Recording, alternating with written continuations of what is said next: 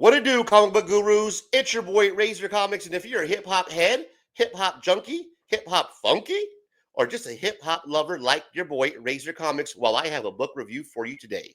Hip Hop Family Tree Volume 1, written, drawn by Ed Piskor, may he rest in peace, known for that cartoon character type style that he's known and loved for. We're going to go through cover to cover, page to page, talk about hip hop, the beautiful blend that this comic book brings to our culture. If you're a fan of hip hop, this is a must have for the shelf next to your vinyl collection. If you love comic books, then you're definitely going to love this. We're going to talk about it today. Let's get to it.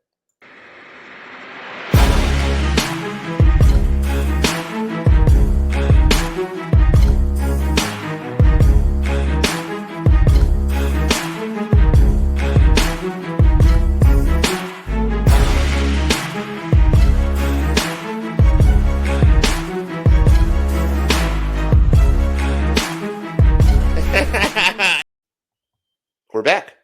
This is Fantagraphics Treasury Edition, Hip Hop Family Tree, Special Collector's Issue #1, New York Times best-selling series.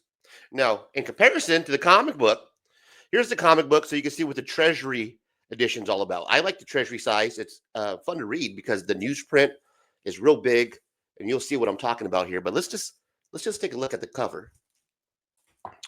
There's a difference in size, so that way you guys can actually see the comparison. And when I flip this open, you're going to see why it's a lot fun to read compared to the comic book version. So this is the first cover here.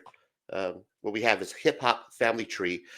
We got Grandmaster Flash on the cover, Kangol hat and all, the Techniques headset, got the DJ in the back. This is the scenery, right? This is Hip Hop 101, right? You have the DJ, you have the MC, you have the background, and then of course you have the crowd, the people, which we don't see here, but basically you have all the elements that you need for the hip hop culture, the mixture, the ingredients, if you will. Now, what I like about this cover, it's all of Ed Piskor's style, the cartoon caricature style that he uses. Awesome. And if you notice, public library. Your boy got a deal on eBay. This got it for less than $10 for an American iconic classic. Beautiful, gorgeous cover. Grandmaster Flash on the cover. Songs such as The Message, White Lines. If you haven't heard of Grandmaster Flash, go ahead and, kids, download that song. Is that what they do now? Stream it? I don't know. We used to burn it back in the day. There's no more ripping or burning CDs, but yeah, go stream Grandmaster Flash. Check out The Message. Check out White Lines. White lines go away. Dang, dang, diggity, dang, dang. Here we go. Now this is what we're talking about. This is sick right here. Love this here. We have the inside, and as you can see, it's going to showcase some of the artists of the time, the MCs, the DJs of the time. The time was 1975 to 1981. That's the period that this covers. Basically mid-70s to early 80s, the beginning of the hip-hop culture. And the cool thing about this is Busby Starsky, Lovebug Starsky, Master G, the characters look just like the actual artists. I mean, the DJs, the MCs. Ed Piskor does a great job of using his type of style to capture the actual look of these particular DJs and MCs that you see here. Here we got Hip Hop Family Tree, Ed Piskor, Fantagraphics Books, Inc. And check this out, guys, Williamsburg Regional Library. Shout out Williamsburg. And that's awesome, right? That they're keeping hip hop in the public library. And that's where this should be kept, because this is a part of American history right here. Pop culture, subculture, hip hop 101, chronological order, which is such a great idea. He's going to break this down from the beginning to 1975 to 1981. And on the opening cover here, as you can see, this has got a little wear and tear because I got that public library love. And I think that adds just a little bit more, a little more flavor, a little nostalgia to it. People in the library actually read this, as you can see here. It's coming a little apart on the inside. But that shows that people have showed this some love, man. You know what I mean? They're digging this. As you can see, we have Grandmaster Flash over here with this kind of negative space negative space going on. And that's cool underneath the street light. The whole setup. But what's cool about this, you got the fan that's keeping all his equipment cool. You know what I mean? The top of the records and the crate. So that's awesome. And then here we got Hip Hop Family Tree, the table of contents, straight out of the gutter, pinups and burners, bibliography, index, afterword, and author bio. Now, what's interesting about this is that it took Ed Piskor, from what he said in the interview, is basically a week to draw 2 pages. And roughly that would be over 47 weeks, 48 weeks, because there is 94 pages here in this volume. So 94 pages, 2 pages a week, guys. Can you imagine just the grueling artwork that has to be put, just the effort, the hustle, the grind that has to be put into this. It's amazing to me. So this is dedicated to the ninjas that was down from day one. Only it doesn't say ninjas, only he didn't say fudge. So this is cool, man. I'm really digging this. Fantagraphics. This came out a while back, so it's cool for me to look at this now and review it with you. It's August 2014 here. So really cool that this came out about 11 years ago now. Awesome that this is a part of the culture now. You can put this next to your setup. This is a cool volume series to actually have next to your vinyl setup collection. And it starts off breaking down the early days of hip hop, basically how it started off in the boroughs of Bronx, and started off with DJs taking records and breaking it down to the break part of the record, which is basically the part that it keeps playing over and over, like the hook that everybody danced to, thus break dancing, right? You break dance. So this is a cool way that Ed Piskor pretty much breaks down in chronological order the birth of hip hop, and he presents it to you in a comic book fashion that's really cool to read, man. Really cool to read, real interesting artwork. Real cool way to break this down with the newsprint, right? The old style newsprint, as you can hear it while I'm rubbing my hands across it. I caught myself a lot of times smelling this, but there's no smell to it. Doesn't have that old newsprint smell, but it has that old newsprint to it, man, which is really cool for the times, because he's trying to transport you back to those days, those early 80s when you're picking up comic books and mixing that with hip hop, which is such a cool idea. So as you can see, it starts getting into the DJing aspect, the cool DJ run. Shows you some classic scenes from just stories that you hear, right, when we were growing up. And we hear about these stories about the blackout that happened, and how a lot of the DJs basically got their equipment, right, by stealing, by looting, and because that was going on. Everybody was doing it. So I was like, hey, you know what? Fuck it. Let's go ahead and get our shit too, and let's up our game. And you can see right here, man, it wasn't going down for a couple of these cats right here. Crowds getting together trying to come up on these guys' equipment. They're like, no, bro, keep stepping. So this is cool that they use that history, those stories that we hear, right? And he puts it in a comic book form. So this is really awesome, man. This is interesting how he breaks down the 5 parts basically of Bronx, where you had different people that owned that area, like Cool Herc, Grandmaster Flash, Africa Bombata, DJ Freak Out. And it kind of shows you right here where, the breaking down that they own that area, where they performed underneath certain club owners, rec rooms, and what have you, man, where they just transformed it, charging 50 cents, $1, $2, $2 for guys, $1 for girls. You know how it was back in those days, man. This is awesome. Grandmaster Flash on the 1s and 2s. So it really gives you a great overview of what's going on here back in that time. Brothers Disco, just really cool artwork, and the invention of just having different sounds, right? And incorporating that in the story, just telling the story of how these DJs would do certain things, right? Like use trash cans to amplify the sound of the speakers. So this is really cool. And it kind of showcases that right here. You know what I mean? That they're doing that here on this scene. So really cool stuff, man. Show you a couple cool panels. We'll flip through it page by page, and I hope you're enjoying this. At any point you do enjoy this video, please smash the like button down below, drop a comment, subscribe to the channel. It'll really help your boy out. Oh, this is cool how he just draws certain characters, man, like Russell Simmons. The way the eyes are crossed. It's just a cool way to show the vinyl, right? How the vinyls were looking at the time, the track listings DJs were using. Cowboy, really cool, man. Look at this. Look at this bubble, man. Right, real comic book bubble. And then the yellow here, these little tags or headlines, they break down like certain history points that's going on top of the dialogue, and the history, the accuracy of the storytelling is amazing, man.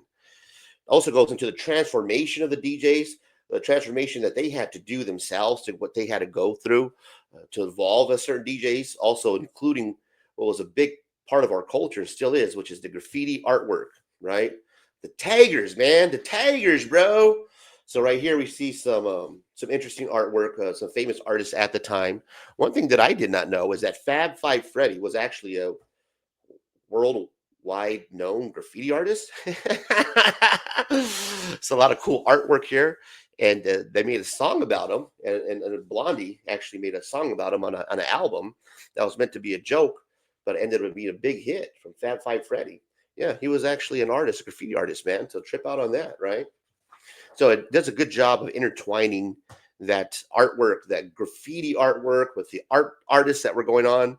So it's showing you that this is a culture, right? It's a hip hop culture. Has to do with art, has to do with style, with clothing, with music, the way you talk, the way you dress. The record stores were really popular at that time because you can only get certain albums and certain records from the record stores, because this was basically real underground. This is early hip hop. A lot of times, a lot of these owners didn't even think that these records were going to make it. They didn't want to invest and buy into these artists or even buy any of these records, because we weren't even sure if this was going to stick around. It was kind of a fad, and people thought it was a joke at sometimes. So as you can see, it does a great job of showing the high school kids, the young kids being involved, because that's a lot of times that's basically where this started from, right? Kids just needing something to do in New York and Bronx, because it's there's not a whole lot going on. It was bleak times. So what you did was you hung out with your homies, man. You made music, right? You grooved, you hung out, and it shows how that evolves. Say ho ho ho. This is cool shit, man. Apollo, Ohio players, Millie Jackson. Look at these big ass speakers over here. So just it shows you, it takes it a lot in, right? It's amazing, right? It shows you guys that working the hustle here, their grind growing up. Start now getting into the part where it's evolving, and music producers are now looking at it at this phase and saying, hey, I might want to invest into these artists. And now you start getting labels formed. Sugar Hill Gang was huge at the time. One of my favorite artists, my favorite bands of all time, hip hop bands, definitely as far as going to Hall of Fame, that's Sugar Hill Gang, right? Eighth Wonder, Apache was my jam. Of course, they're known for Rapper's Delight, especially the extended version. Sugar Hill Gang. First gold album as well was the Sugar Hill Gang. I do believe they had the first one, but then because they weren't registered under RIAA, it actually wasn't counted as our first gold album. That actually would go to Curtis Blow later on. But yeah, this is cool, man. You got Blondie on the vinyl here, where she made the song about Fab Five Freddy. And that's a huge hit. If you guys go check that out now, it's pretty funny, man. But that was a huge hit at the time. Kind of introduced rap into the mainstream, man. Kind of brought it out to the forefront. This blonde white girl is doing it and is making it hit, man. And people picked up on it. Flash is fast. Flash is fast. Flash is cool. Just a lot of the old sayings, right? It's just so nostalgic, man. I love touching this print too as well. Got Fab Five Freddy right here, which is funny. Was the story goes that Fab Five Freddy was always asking to be in a song, like write a song about me, make a record about me, and she actually did it. Blondie actually did it, and it was a big hit. It's hilarious, but it's a big hit. Sugar Hill Gang, Big Bad Hank gets into him about the story, how it goes, how he basically would use somebody else's material. Man, there's ghost writers at the time that actually would write raps, and this this guy Big Bad Hank would use some of those raps in the Sugar Hill Gang's lyrics. And unfortunately, that's what happens nowadays as well, right? You got a lot of these ghostwriters who don't get credit on albums because it's the artist that's putting it out there and has a way of showing it to the audience by this charismatic appeal or their look, or they're more handsome than the ghostwriter or whatever it is. But this is really cool, and I like the story of Sugar Hill Gang. It's really interesting how it all started. Pretty much came across Big Bang Hank inside the pizza parlor and hey, do you know how to rap? And he's like, yeah, I know how to rap. And in reality, he was just stealing his homie's rhymes, right? Asking his homie, man, can you make some more of that dope shit for me? So this is really cool. It starts getting into the beginning, the roots of hip hop. So if you want to know that early beginning, that chronological order of hip hop, and you're a hip hop junkie like myself, this is a cool way to introduce yourself into early hip hop in the comic book form. All the characters are in here, and what's cool about this, right? It's real superhero-ish, and that's what hip hop is, man. You have your alter ego, right? Your alter character, Dr. Dre, right? Andre. So Ice Cube, right? Too Short, Todd Short. So these guys that they transform into the characters, just like you would your comic book superheroes, man. This is cool shit right here. Grandmaster Flash, African Bambaataa, right? DJ Disco Wiz, man. Russell Simmons, bro. I don't know why he draws them like that, but when I kept seeing Russell Simmons, it was hilarious. And it's a fun read, guys. I mean, check it out. Actually read it. It's cool the way how he puts this into this type of format, and it tells the story. The way he tells it from beginning to end is like, I've heard of these stories, right? Kind of like rumors. And he puts it to fact in a way that it's really detailed. It's chronicle in order, from beginning to end. You can understand it. It's a fun, easy read. Grandmaster Flash is one of my favorite parts of the book. Enjoy Records, really cool, man. Funky 4+1 is one of my favorite bands as well. Early hip hop, and it goes through the how they had to evolve to keep up with the other artists that were getting more play at the time. And what's funny is there's a lot of similarities to what's going on now to what happened back in those days, right? The same shit, man. Just beefing between artists, arguing about who's getting the type of airplay, and it's the same thing that goes on nowadays. But this is where it originally started from, and it shows you what happens when you get a lot of money and you blow up. Guys are buying motorcycles, Yamahas, hitting the streets, and that was big back in the day. Even out here in the West Coast, man. Showing how the fans are going all crazy, right? For Big Bang Hank and the Sugar Hill Gang. It shows you how now you got some women artists that are going to get involved as well, because they were huge at the time as well. Not just doing music or making albums, but behind the scenes, movers and shakers of our world. Here's one of them right here, man. Just cool artwork. Again, I don't know why he draws Russell Simmons like this. Like, check this out. Yo, Russell. What's going on with that? Ed Piskors, I don't know. You had something out for my guy or what, man? Take a drink right here, guys. Excuse me. This was a cool scene, man.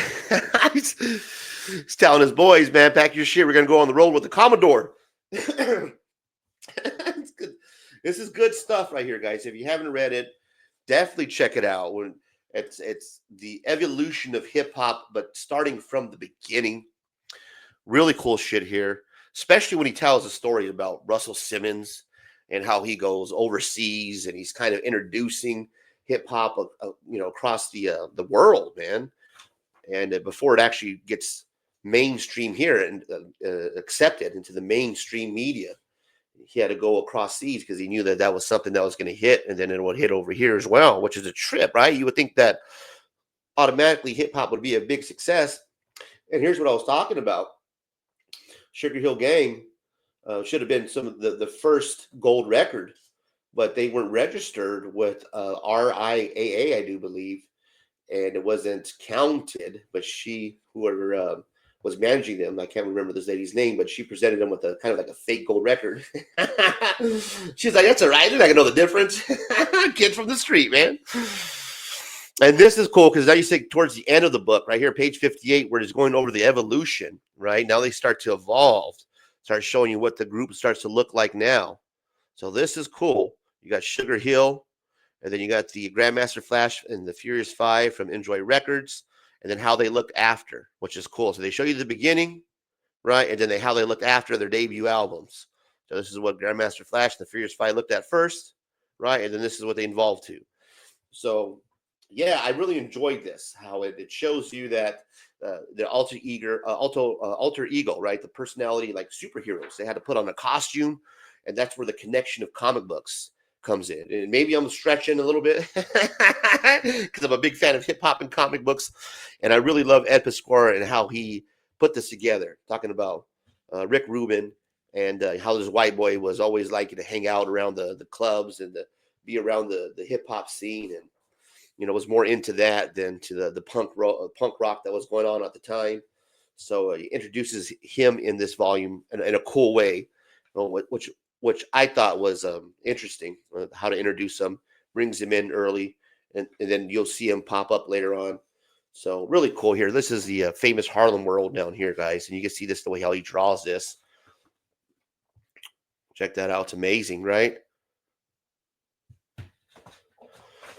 So really cool shit right here. Soul Train, episode 336, September 27th, 1980. So you can see that he uses a lot of the history, right, that in here, and he incorporates that with the storytelling.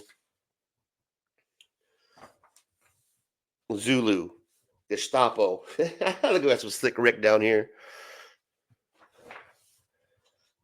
This is awesome, man. I'm digging this right here. Sugar Hill Gang. This was, I do believe, the Apache video or performance that they did. One of my favorite jams of all time. Will Smith. I remember seeing him dancing to that Fresh Prince intro with the family. But yeah, man, that's one of my bangers right there. I like to ride to is Apache. Put that on, and you'll have a good day. Good stuff. Really cool artwork, guys. Amazing, amazing detail with the character drawings and how he was able to nail their facial expressions, exactly what the people look like Fab Five Freddy, right? You can look at this and go, oh, that's Fab Five Freddy right off the bat. So only he's able to do that with his style, man. That cartoonist character style is the only way I know how to explain it, guys. Of course, you're the comic book gurus, not me. So you let me know how to explain this style.